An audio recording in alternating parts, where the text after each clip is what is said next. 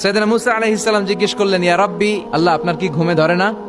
আল্লাহ বললেন, কোনো কথা বলা যাবে না, দুইটা গ্লাসের ভেতরে পানি নাও, পানি ভর্তি গ্লাস নিয়ে তুর পাহাড়ের উপরে দাঁড়াও। সাইয়েদনা মুসা আলাইহিস সালাম দাঁড়ালেন। আল্লাহরে আবার জিজ্ঞেস করলেন, আল্লাহ আমি জিজ্ঞেস করলাম কি আর আপনি করতে বললেন কি? আল্লাহ বললেন, কথা বলো না, যা বলেছি তাই করো। তো মুসা আলাইহিস সালাম কিছু বলতে পারে না, পানি নিয়ে দাঁড়িয়ে রইলেন। মুসা আলাইহিস সালামকে আল্লাহ বললেন, তুমি দাঁড়িয়ে থাকো আর ঘুম রে বললেন, ঘুম তুই মুসারে ধর।